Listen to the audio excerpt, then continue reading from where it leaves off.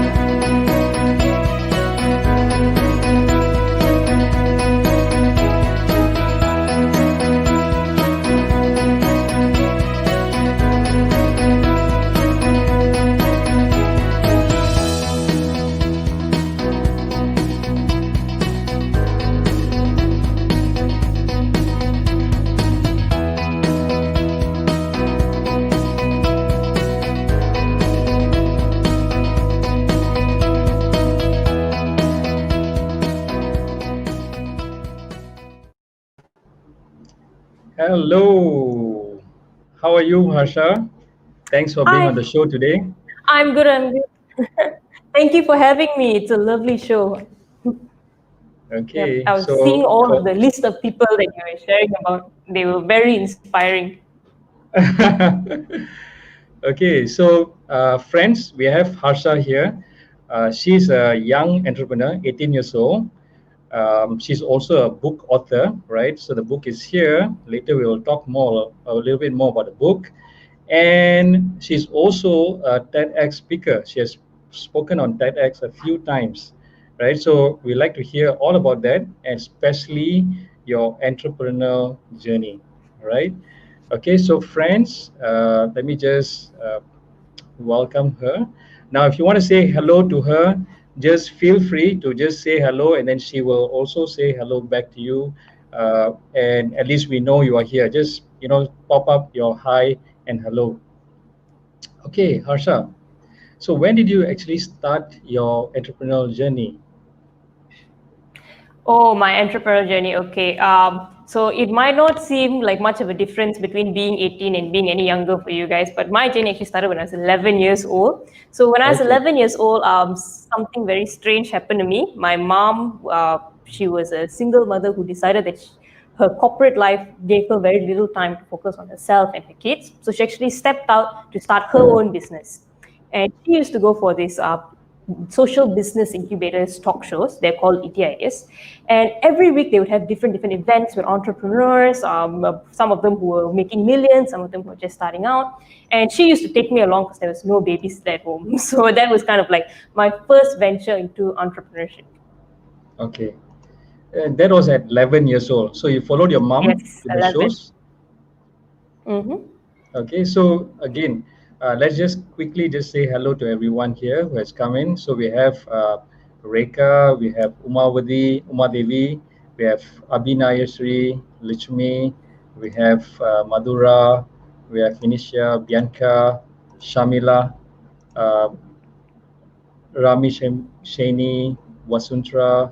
Okay, so there are friends here from Facebook, from LinkedIn, and also from YouTube, right? There's also a whole list of Form 4 and Form 5 students who are here, waiting to hear from you. Okay, and this is my good friend Pratipal Singh, who's in LinkedIn right now. He's a trainer, speaker, himself, and he has written a lot of articles.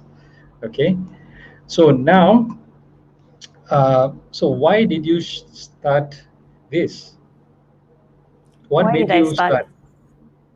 start? Maybe I'll just start how I actually started Yeah, startmyname.com. And actually, right, before that, how I started Ascendance. So, right. as I mentioned, 11 years old, I was going to this talk show and things like that. Yeah, And I was so overwhelmed as a kid to meet so many phenomenal business owners. okay, Most of them who actually were not only doing business and things that they love doing, but right, actually giving back to the community. right. And one of the things that they always said is, it is not just about the business, it's about the person and it's about the people. So as a person, if you could get your values into shape, if you could manage yourself, manage your emotions, know how to set and actually achieve the goals that you have in mind, whatever business you do, you will have the determination to pull it off. If you as a Mm-hmm. person who did not have any of this, did not have discipline, responsibility, and so on, anything you do, so you probably not be so successful in it. And it was those values that they started like sharing with me, and I used to follow them around when they went for their meetings, when they went for their different projects. And from there, I really started getting involved in their businesses and learning directly from their experiences. So if I wanted to be a fashion designer this week, the CEO of a fashion company will take me around.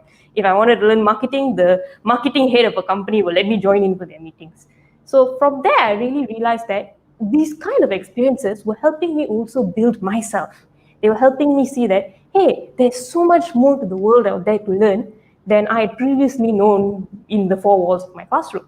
And the other kids whose parents also didn't have any babysitter at home felt the same way. And they were very encouraging for us to start while we were still kids in whatever we loved doing. So like my sister, she was about 14 years old then. She always wanted to be a singer. So they asked her, Right. then why don't you be a singer? So she actually started performing in shows. She released her own single. And by the time she finished school, she was actually an international singer-songwriter who had performed in different Wow. countries. Yeah, and she was just a normal 16-year-old girl. But today she's on Hits Met 10, Top 10 every other week. And you can find her singles on YouTube. So her name's Hira, so similar name, so you can check her out also. But Okay. she was just one kid, and all of us had that feeling that if only other youngsters had this opportunity. So we actually founded the first social enterprise I started was when I was 13. The oldest then was 19. And we founded this team called Ascendance to go out there and impact other students by providing them experiential opportunities, by providing them exposure, getting them connected to some of the biggest companies in different industries, from baking, investment, to even stand-up comedy, and basically getting every single Malaysian youth to be able to achieve holistic success in their happiness, health, education, and their passion while they're still in school. So that was the first business I started. And from there, actually, in the 5 years that we've been running Ascendance, we've grown to impacting over 4,000 students in 270 different communities, and even receiving the Diana Award for humanitarian work among young changemakers around the world. And it was a huge honor from there. And at that point of time, we were seeing so many youngsters inspired by that actually start their own businesses. So we had Awesome. 17-year-olds who were authors, or 16-year-olds who were graphic designers and actually going out there and getting corporate clients. We had hosts who were hosting conferences with hundreds of people, but at the same time, they had to go back and study for their PT3. So we had all of these students come out there.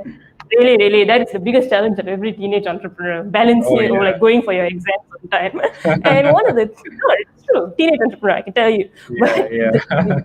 from there, I think we saw all of these kids grow, and they were almost providing service at a world-class level. They had so much excellence in them, but they didn't have the resources that many other entrepreneurs can have. And it started in the simple things that I began noticing, like many of them couldn't have a website because sometimes websites are very expensive, especially if you're a teenager whose pocket money comes from Chinese New Year and Christmas and Diwali. So yeah, so it's like they Yes, cannot afford to pay. that's So true. I had some skill in coding and website development and all. So I was like, okay, you know what? I'll just start doing websites for you guys. I'll do fast, simple websites. So things that are enough for them to get their portfolio up, get what they were doing up, and share it out there. But also simple enough so that it was affordable. They could have it quickly, and they could keep changing it according to how their business grew, how they grew. So that's when we started with that. And at the same time, parallel story, I had just finished my own high school, so I was 17. And when I finished my high school and I had the same question that every teenager asks, what do I do now? I actually wrote into universities about Ascendance. And the Mm-hmm. university that actually picked it up was the University of Pennsylvania. Right. They're an Ivy League university in the US. And they actually wrote back saying, we have a bachelor's degree that you can be part of. You can even do it partially from Malaysia. So I was like, wow, this is amazing. And they were very Yeah. interested in saying how Ascendance can grow internationally. And that was always my goal, how we can bring this to as many students out there around the world. But it's amazing and it's kind of like a dream come true for any kid. There came another problem, which how do you afford an Ivy League education? I'm going to be honest, the cost of the textbooks itself will bankrupt you sometimes. Right. And I was like, okay, maybe what I'll do is I'll apply for a scholarship. And my Yeah. mentor said, you have applied for a scholarship before when you were a kid, when you didn't have any experience and things like that, and you got into an international school. Good for you and all. Mm-hmm. But now you have so much more experience. You actually have the means to go out there and earn the money yourself. And scholarship should be reserved for those who really don't have the opportunities or really don't have the resources to excel, but are still academically excellent and still are excellent in the things that they are doing. So if I who had the resources to raise my own money, took all the scholarships, then those who really needed it wouldn't be able to. So I actually thought about it, and I thought, what skills do I have? And this is the opening chapter of my book, so if you want the story in depth, go there. But for me, it was like, how do I turn what I was already doing into a business? And I saw the website thing that I was doing, and I saw that many of these kids were going around telling their parents, telling their friends, and things like that. So we started doing affordable websites for 108 ringgit a year. And we formalized that into startmyname.com, my first full-fledged social enterprise and business. And since then, in the last 1.5 years, we've grown to having over 400 clients in 4 different continents. Wow. So yeah, that's it. Let me just pop it up. Okay, your startmyname.com, that's the business that Harsha has been running, where they provide very affordable websites for a year, right? For you, maybe Harsha, you can talk a little bit about startmyname.com also after this. Okay, so startmyname.com. Okay, awesome. Yeah. So startmyname.com, as I told you, the background story behind it. Yeah. But the inspiration behind actually having this business is that when, especially if you see in the last year, 2020, a lot of small and medium businesses actually could not operate simply because everything had to go online. You were at home most of the time, and for many of them, it's not really safe to go out.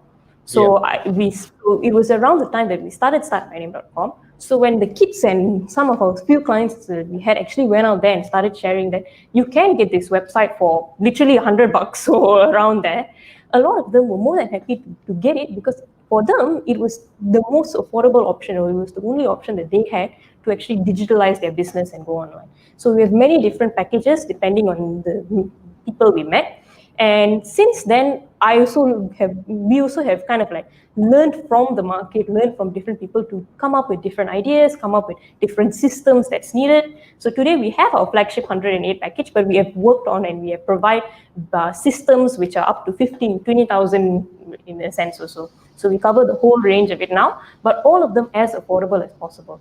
So many of our clients are actually single mothers also, so they do this as like a second business to have income to support their families, or they are executive in companies who have a hobby that they want to work on, so they get a website just to explore that aspect. Or some of them are even tech startups in different countries who have beautiful ideas on how to impact their societies, but don't always have as much funding as possible that they would need. So they get something affordable with us to start off with. And as their business grows, we are with them not only in 1 year, but also in the years after that to grow their website with them. So many of them start with 108 when their business is small, but as their business grows much more, then they also come back to us and say, how can I improve this? How can I upgrade it? And we're there to support them at every level.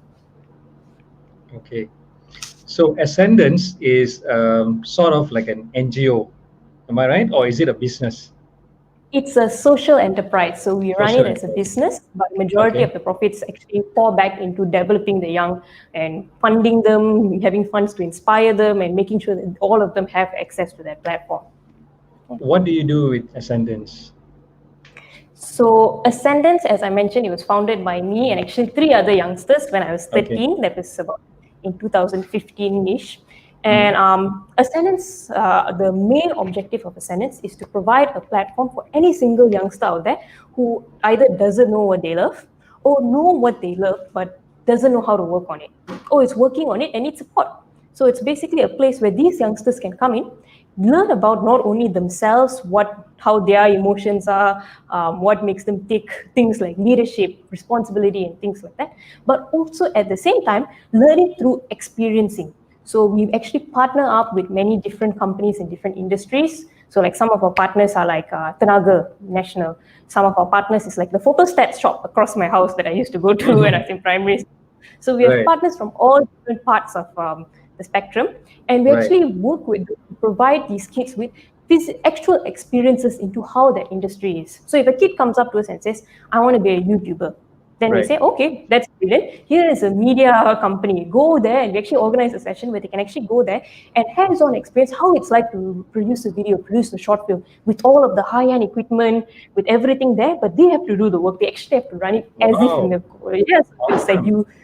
Yeah, and as a kid, it's like many of us, we have ideas. It's just that we don't know how the ideas will pan out. So you see these kids like in the media one, they go like, ayo, I didn't know it's so much work, you have to plan this, plan that, plan this. And at the same time, it's like in that situation, we can teach them more things about themselves that we normally mention in the classroom. So we talk about leadership, but when you're a leader and your team all doesn't listen to you, you have a deadline, all the things you learn about leadership will go down the drain, you start scolding them. So that's the time, right?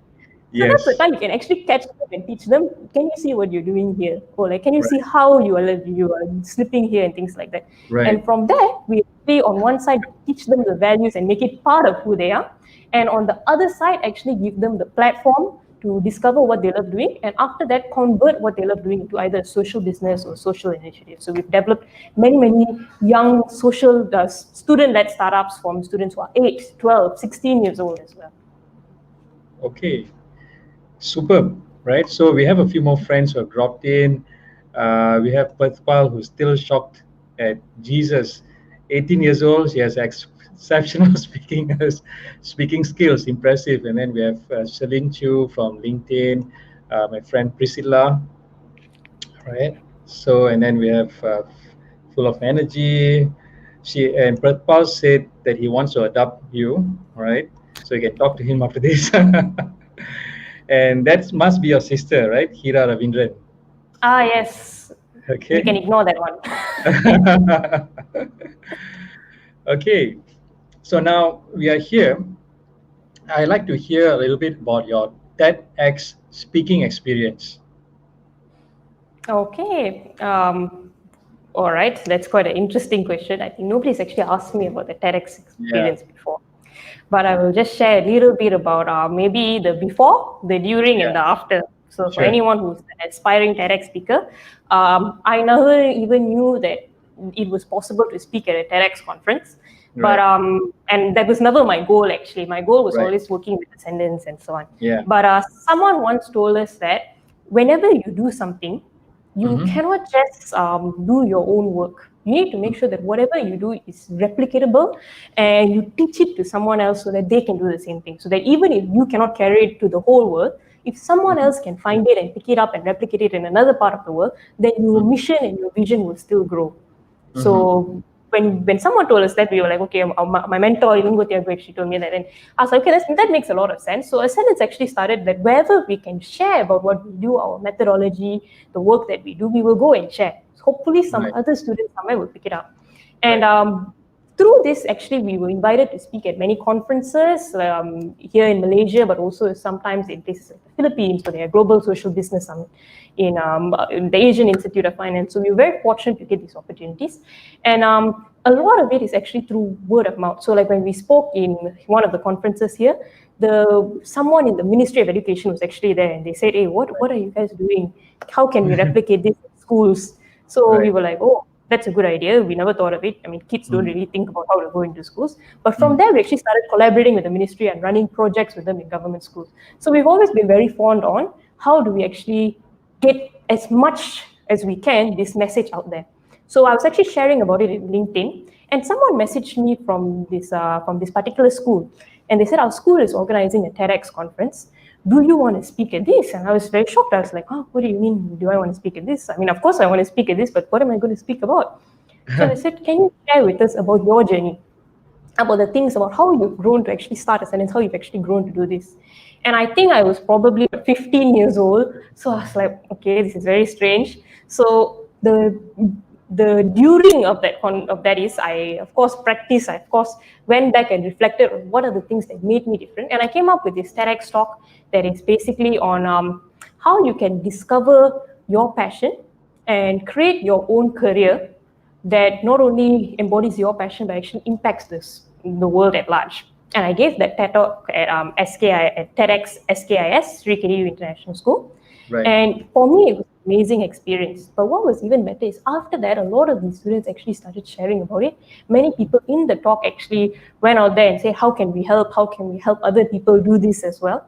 And from there, actually, another school, Monash University, actually contacted me. We heard your TED talk. Can you please tell us now? We are also having a TEDx talk. Can you please come and tell us how Ascendance actually changes lives? So I was like, oh, okay, that's quite interesting. So then I did another TEDx talk on Ascendance's methodology. So you can check that out also at TEDx Monash.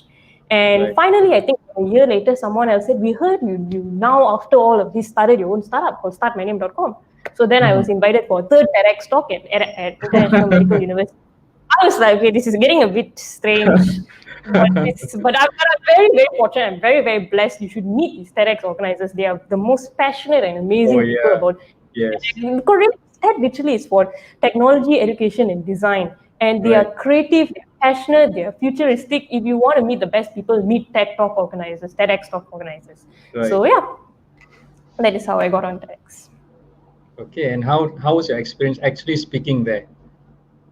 Okay, my experience actually speaking there. Again, if you're any 15-year-old kid who speaks on any stage is constantly nervous, and I think before the event, everything, my hand shaking, my arms are shaking. I'm about to cry already, and I didn't really know what to do. But my mentor and he told me this when I had my first ever talk when I was 14. He told me this. He said, "You practice as much as you can, so you know what you're going to say. But on that day, you follow your heart and you see in your mind what is the impact you want in every single person." So shakingly walking up to the stage with the mic all up, I remember standing on that stage and I just saw in my mind what I wanted this audience to feel. And when I saw that so clearly, everything just started flowing. So I can't really remember exactly what I said on the day. Sometimes I watch back the video and I'm like, wow, I said that. Okay, nice. But on that day, actually, the nerves all disappeared. I fell in love with talking to the crowd, and I actually just focused on my end goal and got through it. So yeah, that was my experience. Wow, you nailed it in just a few words, in just a few minutes. Okay, the reason I asked you that is because a lot of people are also quite nervous when it comes to speaking on stage. So they got to hear that, everyone will go through a time before going up to stage where you're super nervous. No matter, how good you are or how passionate you are, you will be nervous. And I think you gave some very good advice there about, practicing as much as you can. I think you have a good mentor, by the way, Okay. Yes. I'd like to hear a little bit more about your mentor after this. And the thing is, you practice as much as you can. And when you go up on stage, speak with your heart, right? Just let everything go, right? Fantastic. Wonderful. And tell us a little bit about your book. Let me just pop out your book here. Okay. Makings. Maybe you can share a little bit about your book. Okay. So I'll just share with you how I wrote the book and a little bit about what the book is about. Right. So how I wrote the book is actually a very strange story. So so my birthday is in July. So I was very fortunate to get a scholarship to an international school. So I sat for IGCSE, which is also in July, which means right after I finished my IGCSE at 17, I started my business. And exactly 1 year later, it's not really my business anniversary, but it's also the anniversary of the day I was born, my birthday. So in that really. So in that 1 year, I was very, very fortunate because I saw Start My Name, and through a lot of very kind people, Start My Name actually grew more than I ever would have imagined it could in 1 year. So it came to a point where from just getting 1-2 clients every month, we were getting 50-60 clients a month. Wow, and awesome. it sounds very awesome, and it is. I'm so blessed to have all of this. It's just that sometimes I'm still an 18-year-old girl, so it's like managing 20 clients and managing 200 clients is very different for Yeah, me. yeah, scaling up And is crazy. yeah, and like in business class, you learn scale up, you learn plan and things like that. But sometimes Yeah. when it actually comes and hit you, like, huh, what do I do now? What do I do now? So that spike of clients came just before my birthday, and it was my 18th birthday. And I remember I was on holiday, and I was in this holiday, and people were calling me like at night and day, and I was sitting down there. I was having meetings in the car on the way to the holiday in the hotel room on Zoom and things like that. So it's like I just couldn't catch my breath. And at the same time, as a teenager, you have assignments to do, you have your Yeah. family to talk to, and there's like so many things going on that for me at one point of time I just couldn't stand it. And there was one client I particularly spoke to where we went really out of our way to help this client. Like I Right. personally, we had some really big issue with their previous service provider. So I Right. stepped in, I cleared it out, and we didn't even charge them extra for it. And they were so happy, they were so thankful and things like that. And 3 days later on my birthday, they called me up and scolded me for something that their previous service provider did. Oh So no. I was so, and again, I'm a teenager, so I'm extra emotional, especially on your birthday, you be extra emotional. So I started crying and crying, and I called up my mentor and I said, how is this possible? Why would anyone want to be an entrepreneur? And I'm saying, I don't want to do this, I'm angry. Then he just, on the phone, he said, well, welcome to the life of an entrepreneur. Everyone goes through this. And then he said, and especially as a teenager, I'm sure that every single other teenage entrepreneur goes through the same thing as well. At least now you know that when you tell people things like keep hustling or like remain positive and things like that, there is a limit to it, and there's other situations that you have to look at as well. Yeah. So I was like, okay, that is very interesting. And he said, let it out, let your experience out so that it doesn't stay in you. And if you write it out, it will at least you can share this with other people. Maybe you write a blog or you write a book, just take it all out. So I actually just sat on my 18th birthday and I started writing, and suddenly all my clients stopped calling and things like that for some reason. And for 1 week, I just wrote and wrote and wrote and wrote, and I actually finished the manuscript of this book. And from there, that's the makings of the book. And from there, a lot of other teenage entrepreneurs that we had impacted through Ascendance, they heard about this and they said, you're writing a book? How can I help? So it was another 18-year-old who had been with Ascendance for a few years, who had discovered her passion as a graphic designer, actually started illustrating the book. She has actually illustrated books before that, so she's professional already. So she started illustrating the book and she started coming up with things. Another teenage entrepreneur formatted the book, made it in color, made it pop up bright and nice. Another one of our alumni from our school program said he's an aspiring voice actor. So he actually helped with the editing for the audiobook and things like that. Wow. So yeah, and we even have one 16-year-old girl who runs a merchandising company, also incubated by Ascendance. She actually said we can come up with merchandise for this. So she came up with like t-shirts, custom print box. They came up with so many ideas. And in the end, when I was talking to Ascendance, I was like, whoa, what happened? Like I just wrote the book. Suddenly everyone is getting involved. And we actually said this is really nice. So, and the only reason why you could even reach this point is because we had this platform. So we actually came up in collaboration with Ascendance with a platform called the teenageentrepreneur.com, where not just my experience, but the experiences of all these teenage entrepreneurs and the experiences of all the many experienced entrepreneurs that I meet on a day-to-day basis are actually uploaded on that platform with competitions, games, live events, so that anyone around the world can be plugged into this platform and get its energy. So that is how the book came into being. It came into being with merchandise and a platform and everything way beyond what I could imagine. Wow. And it basically talks about the real truth about being an entrepreneur. So the good, the really amazing things that happen, and also the frustrating things, the sad things that make you cry. And when I was writing it, I just poured out whatever I was feeling at that point of time. So it's all my experiences. I didn't know any mathematical formula.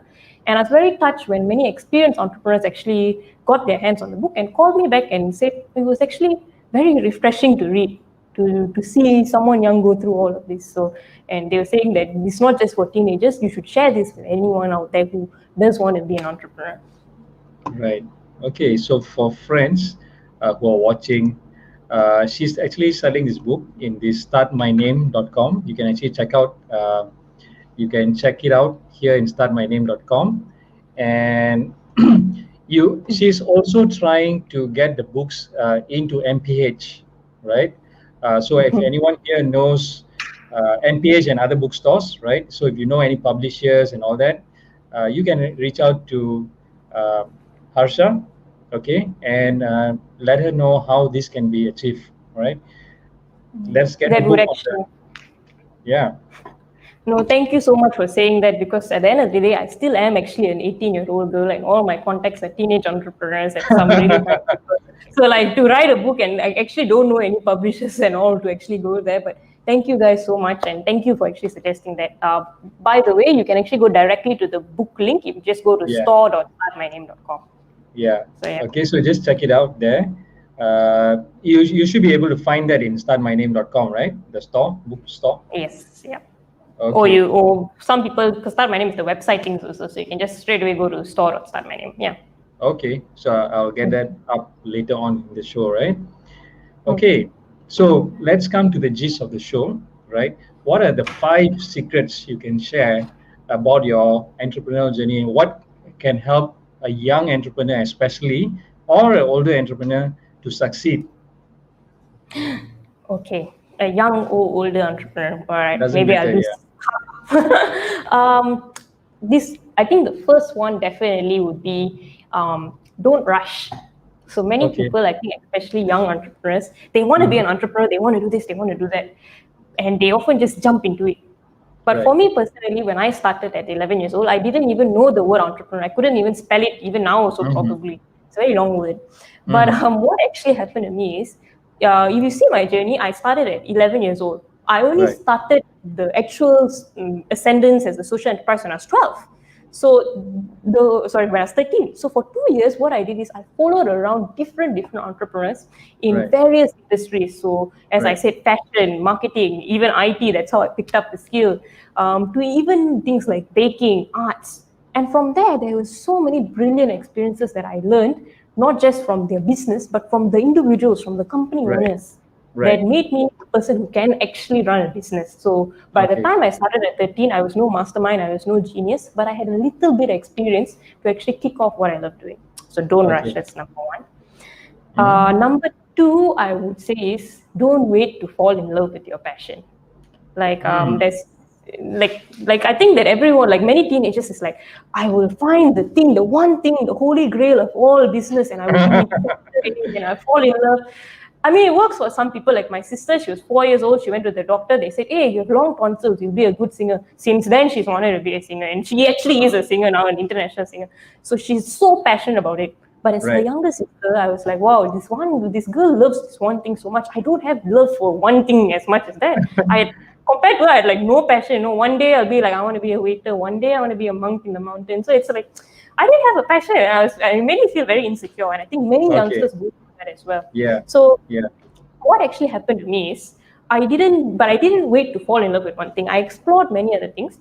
And when I saw a need for startmyname.com, when I saw people needing websites affordably, people needing affordable solutions to go online, that's when we actually started Start My Name. And through that, I realized that my real passion is providing the best service I can for people using the skills I had. So that in whatever way I can help people grow, help people do what they love doing, I'll be able to employ all my skills to do that. And that is my passion. But I wouldn't have discovered it if I had just put the label to I must fall in love with baking or something like that. So sometimes just start first, and after that you will fall in love, or you'll find the thing you love after you've committed to one thing and started working on it and making it happen. So yeah, Right. So that's what you're number two. saying is, uh, don't always think there's a passion area that you just need to go to. Yes. Sometimes the passion, that area might just come up as you start doing different things, right? Yep. You are not going to have love at first sight with a particular passion all the time. So just keep working and you'll get there eventually. And I Okay. think the third one, and this one some of you may not agree with, some of you may really agree with, is failure is your best friend. And I say this, and I'm saying this because I don't like it. I really don't like failure. In Awesome. school, I am a 97% scorer. Even in UPenn, I get a 4.0 CGPA. So my idea of failing is when I get like 91 or like a B, that is failing for me. In entrepreneurship, and I've been told even in life, there's no such thing as A or B.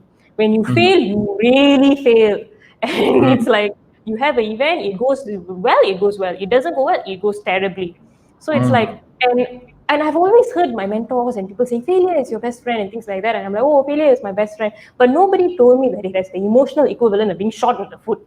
So when I actually experience, right, when you actually experience failure, especially if you're very used to knowing exactly where you went wrong in your exams, Yeah. suddenly you're like, how did this happen? What is this? And things like that. It's the issue of being a straight A scoring student. So Right. I was so tense. And I remember like one time, that, like again, like when I was talking about that client, there was another client I spoke to. I talked to her. We did the website exactly as what she wanted. She website finished it. She called me up so happy. Wow, I love this website. Thank you so much. 3 days later, she called me back. It's a terrible website. Why you do the website? This? I was like, 3 days ago, you said it's the best website ever. So attention really. So I ended it. And let's be honest, it's a failure because you didn't need what your client wants in the end, right? So it is a failure. And at that point of time, all my emotion, my anger all come out really, my sadness all come out, my maybe I shouldn't do business comes out, and maybe I'm not good enough this comes out. Because you don't just get one person like that, you'll get many people in different Yeah. variations. Yeah. But it also gives you the opportunity to actually grow. You will actually unfortunately only grow through situations like this, because that's when my mentor said, wait, focus on solutions, see what you can do. And from there, I actually managed to see, how do I actually overcome this? What actually is the issue? Oh, you saw someone else's website, your friend said, no, nice. Okay. How do we actually solve this issue? How do I manage myself to manage the problem? And from that, actually, I think even after Start My Name, remember I told you that 18th birthday terror problem. But from there, over the last 6 months, and I think over in situations like that, I achieve a higher level of stability and a higher level of actually being able to deal with clients, simply because I went through that experience of failing and feeling terrible and finding a solution and managing myself in that process. So yeah, that's number 3. Right. And the fourth one, I would say, is also something that I learned a bit the hard way, which is, as your business grows, you need to grow. You cannot run your business like there's 200 people when you only have 2 clients. And you cannot run your business the same way when you have 200 clients when you had 20 clients. And I learned that, as I said, through actually experiencing it. And again, if you go back to the 18th birthday story, or even if you like, one of the things that prior to that I also saw is, I used to WhatsApp my clients a lot. So when you only have 20 clients, you can message all of them. You're like, what? Right. When you have 400 clients, try now WhatsApping all of them. I was literally. And I realized that, like, in WhatsApp, there is a lot of confusion because they're actually still thinking, they'll give one Oh idea, yeah. then like, no. Then they'll delete the message and they'll be like, this one, that one. Yeah. So then after that, I'm like, because then something will go wrong somewhere. So I'm like, you cannot manage it and you cannot understand the same at 20 clients as when you have 200 clients. So that's when I actually had to move whatever I was doing on WhatsApp to email. So I started filtering my clients back to email, getting them to actually clearly list down what they do. And in the beginning, I was very resistant. I told my mentor, I don't want to do this because if I do this, I lose the personal touch. He said, nobody is telling you to stop talking to your clients. They're just telling you to ask them to email in the thing. And because that actually, it gave my team the opportunity to manage more of it. It gave my team, my wonderful team, the opportunity to grow. And from there, actually, we actually now know how we can manage clients at a higher level than we used to. Right. So you have also systemized your how you deal with clients and all as you started growing. Yeah. Before we started the business, we planned a lot of systems. When we actually Right. started the business, we realized all those systems tabli pakai, you have to actually come up with a new one based on what actually the market wants, what actually your client wants. Right. So we Yeah, it systemized. always happens that way. It always happens that way. We plan something, it has to be this, and then suddenly the clients come and here everything starts going here and there, and then you have to take it all off and start a whole new system, right? Yes. And I think the final thing is my final tip for anyone. I think Yeah. not just for students, or especially for young people and normal experienced entrepreneurs, I would say is don't just build a business, build a legacy. And I know people think legacy and they think of all those TV shows where you have all this dynasty. No. It's like, I think people don't really understand what it means by building a legacy. Right. But if you actually Google it, and I know this because I Googled it, what building a legacy means, Right. the actual definition is to have the mindfulness to be aware of the opportunities and the responsibilities of furthering yourself through serving other people, through actually having the best interests of other people in heart. And when I actually read that definition and when I actually saw the definition, I thought, That is something so beautiful, because then your business goes beyond you and into the people around your business. So for me, on one side, my team, the people in my team, they are not just full-time working employees at me. I also ask them and make sure that they have other things that they love working that they are passionate about. Like my head of design, who does all the website design and content and things like that. She's also a graphic designer. She's again only 17, 18, but she's also a graphic designer who goes out there and gets her own projects and things like that. The person who does merchandising with us, she also has her own startup. So each of the people in my team, they have something else that they do as well. So on one side, many people say, no, you work for me, you only work for me. But actually, no, if they actually do that, they grow themselves. And it's like, it works both ways. The things they learn outside, they can apply in Start My Name. The things they learn in Start My Name, they can apply outside to grow their own business, to make themselves do what they love doing. So that is one side. And by doing that, we provide a platform for teenagers, for youngsters, for even experienced people to actually come in and build their careers in the way that they want to. We empower them to shape, to be leaders in the things that they love. And the other side, there's also legacy in the students that, in the clients that we have. Again, as I said, many of our clients, they're not so well-to-do. They're not exactly millionaires, billionaires. They're everyday people like you and me. But by providing service for them and making sure that I provide the best service possible, as affordable for as many people, what actually happens is they are able to grow their own businesses. And we make sure that if someone comes to us with a very complicated request, we always go back to them, do you really need this? Give them the most simplest solution that they can. So that as we empower their businesses to grow, they might not need a website forever, but because they had a website today, that actually brought them to the next level. And that is, in a way, our legacy. Our clients carry on our legacy. And on the third side, if you look at startmyname.com, if you look at even the makings of a teenage entrepreneur book, most of or a large portion of the book profits actually goes back to Ascendance to develop other teenage entrepreneurs. Because I realized that I was only able to grow because of the resources, funds, and everything else that people have been putting in since I was 11 years old. And the idea of running a business should be that when you have the funds, you actually are able to increase the opportunities and the resources so that other people can have that same opportunity. So in a way, the legacy is not about me. The legacy is about how can we grow this in a way that serves the community, that serves the people. And I think if you do that, you don't even have to worry about your business. As I said, most of our clients and things like that, they actually go out of their way to make sure that other people know about startmyname.com. And because of that, we don't actually run many ads, we don't actually do much promotion. The legacy builds itself. So it sustains the business and it empowers every single person involved and who will eventually be involved in our community. Right. I love this point number 5. Those are my a tips. lot. I love this point number 5 a lot because I think it's a lot deeper and it's to really look at the long term of the business. I'm going to ask you again about this, the legacy, in a different way maybe. To get the point clearly out, right? So meanwhile, friends who are here, please feel free to drop your questions because we're going to finish the show very soon. So some of the questions that are coming up is, what's your big dream advice for Malaysia youngsters that you think is relevant and achievable, right? Just a quick one because we got a few questions up. My big dream for Malaysian youngsters is it. My big dream for them is, and Ascendance's vision is to empower 1 million teens to be holistically successful. I feel like many people say that everyone must be an entrepreneur. No, I just want every single Malaysian youngster to know 2 things. Number one, they create their own reality. And number 2, they have already the resources they need to achieve the goals that they want. So my dream would be having all of these students, every single student in Malaysia to know to start working on the things that they love doing and excelling in that in a way that gives back to the community.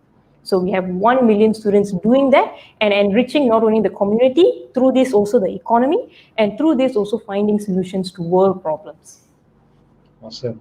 I'm looking forward to the day actually. Okay.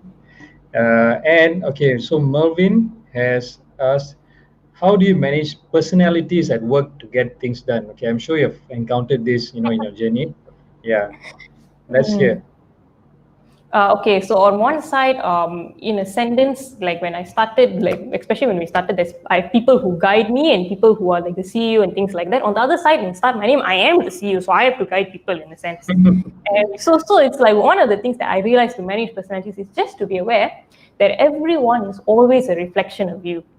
So as is, it's a very terrible pill to swallow because sometimes you see someone scolding another person in your team and you're like, wait, how do I intervene in this? While at the Right. same time being mindful that if she's doing that, it means I have done something that reflects that this behavior is okay. If we're in a client meeting and like I see that someone is being a bit rude to the client or they don't know how to handle the client, I know it's because, oh, last time when I started, I must have been like that. So having compassion when you deal with different personalities and don't necessarily go and confront them.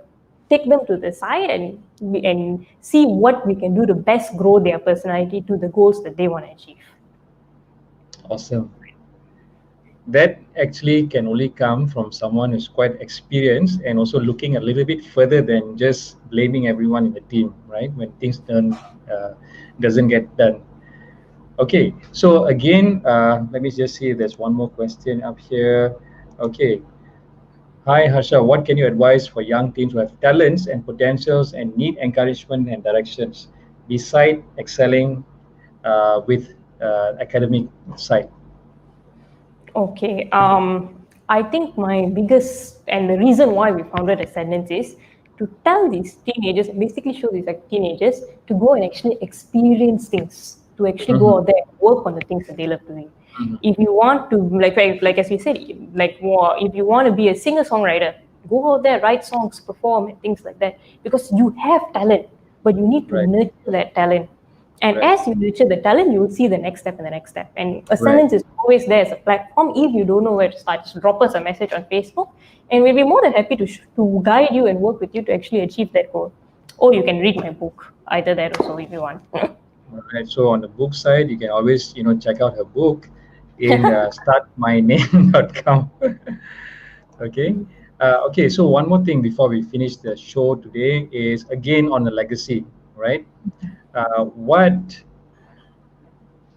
is the meaning of leaving a legacy Okay. in a simple way? In a simple way, Mhm. leaving a legacy would be ensuring that the community around you thrive. I already gave Community you, around your life.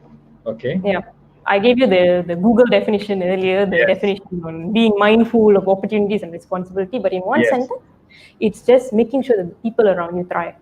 You like my mentor told me this once when I was competing with people in my team and all of that. He told Right. me you will only really be successful when you help other people be successful, and you can only measure your success by the amount of successful people that you have contributed to, that you have actually guided and ensured that they are successful today. Mhm. So that for me is the meaning of being of building a legacy. What do you think about having a mentor? Is it very important?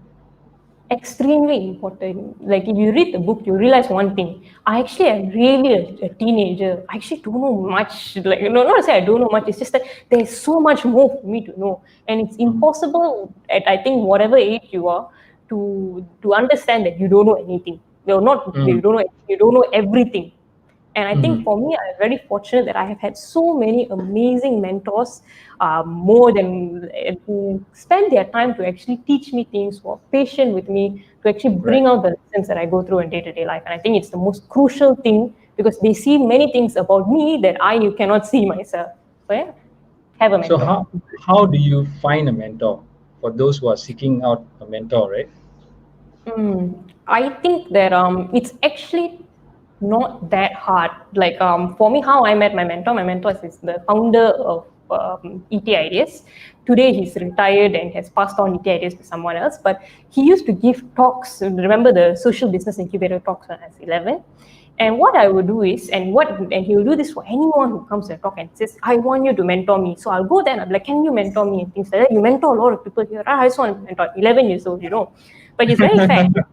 Really, really, 11 years old. I'm like, all the CEOs, million Wow. dollar companies, and me who are Right. on my schoolwork. I need some help also. So it's Okay. like, so and you probably think he would say something like, okay, come back in 10 years, but he didn't say that. He said the same thing he tells everyone, just keep coming back. So they had weekly talk shows, right? So every week I would keep coming back until he saw that, oh, you actually want to learn something, is it? And from there, he started teaching me things like quantum physics, things like how you create your reality. And having that knowledge as an 11-year-old set the foundation for me to grow into the person I am today. And not just him, there were so many kind people I've met. Like there was one person that really shocked me and helped Ascendance a lot. It's this amazing person called Ponsri Maimun. We met her at a conference many years ago, and we actually just shared with her about what Ascendance does. And she said, okay, that's very nice and things like that. If you ever need help, reach out. And from there, after that, we met her at another conference. We met her at another event. So as many events, and not always you're the speaker, no, sometimes you're just the participant and you're very stable, you're like, hi, hi, hi, hi, and things like that. But because we put ourselves out there, we go to as many places, she eventually saw, oh, these kids are serious, they actually are doing something and they're not just excited and get things done. So after a while, she actually said, how can you, she was actually very, very kind to actually get Hub Sing as one of our partners to have our events there during the weekends and things like that. And until today, I think her advice is golden to me. So people like that also, if you ask for help and you're consistent with it, eventually they will actually mentor you and help you out when you need it. And how do you work with mentors? How do I work with mentors? Like, Yeah. I had this terrible problem. So you can ask my mentor, Ilungo, this. Ilungo will probably watch this, means he'll cry.